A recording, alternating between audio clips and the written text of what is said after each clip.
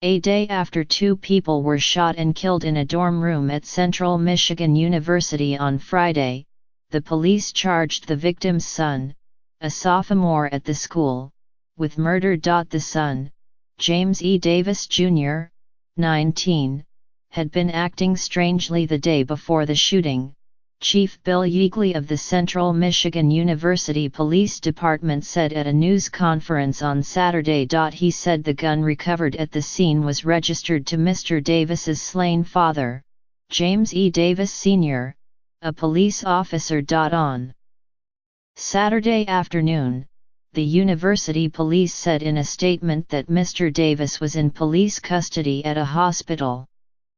He was charged with 2 counts of murder and 1 count of possession of a weapon to commit murder. Mr. Davis had no interaction that we're aware of in any negative fashion with anybody prior to this incident, Chief Yeagley said. On Thursday, the student approached campus officers, apparently concerned that he was in danger. He said someone was out to hurt him, someone was going to harm him, Chief Yeagley said, adding that Mr. Davis referred to someone who had a gun, but made statements that were very vague and did not seem to make sense. After looking into the issue and questioning another student, officers determined there was no threat to Mr. Davis and asked how they could help.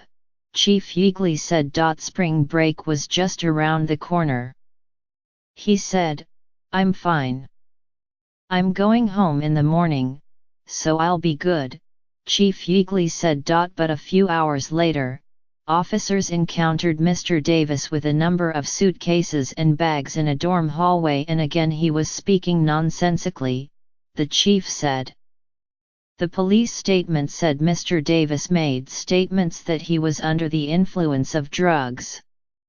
An officer spoke on the phone with Mr. Davis's mother, Diva J. Davis, who said she and her husband would come to the university.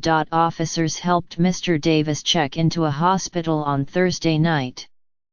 His parents picked him up there on Friday and returned to the campus.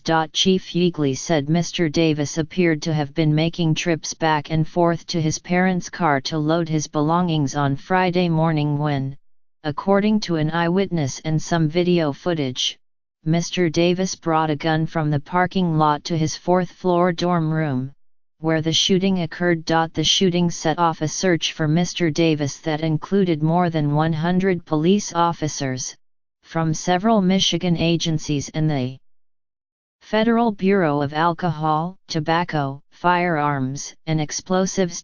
Chief Yeagley said Mr. Davis was found disoriented and with possible hypothermia shortly before 1 a.m. on Saturday, near railroad tracks in Mount Pleasant, Michigan, about 155 miles northwest of Detroit. News of the deaths hit hard in the Chicago suburb of Bellwood, Ill, where Officer Davis had worked for almost 20 years as a part-time police officer. "He was loved by all here," said Mayor Andre F. Harvey, who recalled playing with Officer Davis decades ago in Bellwood, when they were both children. Chief Jimenez Allen of the Bellwood Police said his department was taking the loss very hard, including myself.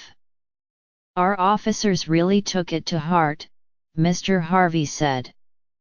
"There was some crying. There was a lot of hugging."